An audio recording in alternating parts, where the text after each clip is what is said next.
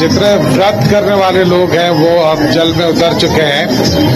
कुछ एक मिनट तक अब ये सामने जो सूप है उनको उतारा जाएगा और फिर उस पर अर्घ देने की परंपरा है जो आमतौर पर पूरे देश में इसी तरह से है।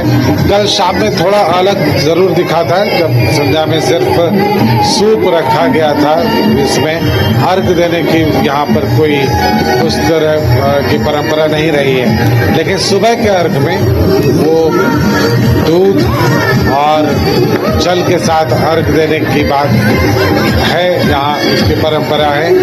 और आप देखेंगे कि जितने भी पर्व करने वाले लोग हैं, आप ये एक हम कह सकते हैं कि मुझे किसी और दूसरे किसी पर्व के बारे में नहीं मालूम, लेकिन इस पर्व को मानने वाले को पर्वैतिन कहते हैं। जो इस पर्व को हम कह सकते हैं इस पर्व के जरिए उपासना करते हैं, उनको पर्वैतिन कहते हैं। तो ये आप देख सकते हैं सामने सारे पर्वैतिन या जो पर्व करने वाले हैं वो सारे लोग अब उतर चुके हैं यहाँ, और सबकी आस्था है, अपनी अपनी आस्था, और फिर अगले साल फिर जमा हो जाएं सब, इसकी सब उम्मीद करते हैं। और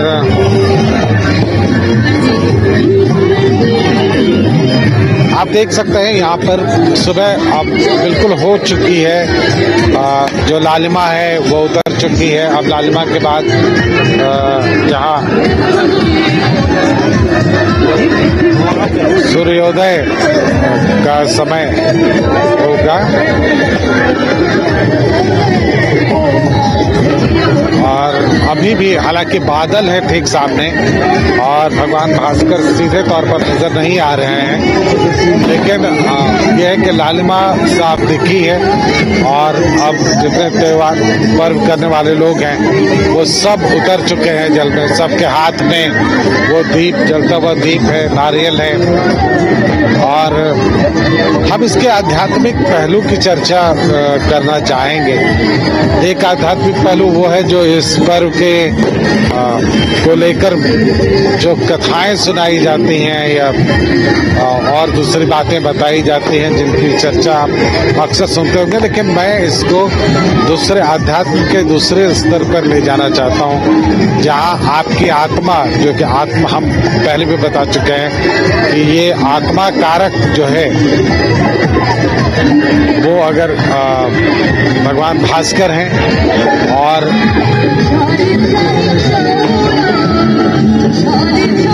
तो ये समय है। और अब धीरे धीरे सारे त्योहार करने वाले, जो पर्व करने वाले लोग हैं वो उतर चुके हैं, और अब सूप जो है इनके हाथ में पकड़ाया जाएगा। अभी सूर्योदय का समय हो चुका है, सामने लालिमा आप बिल्कुल स्पष्ट देख सकते हैं, आतिशबाजी उसी तरह से जारी है। सुबह बिल्कुल खुशनुमा सुबह जो है वो सामने आप देख सकते हैं। हम उम्मीद करते हैं कि आपको हमारी आवाज मिल रही है, क्योंकि यहाँ आपकी आवाज सुनना थोड़ा मुश्किल है।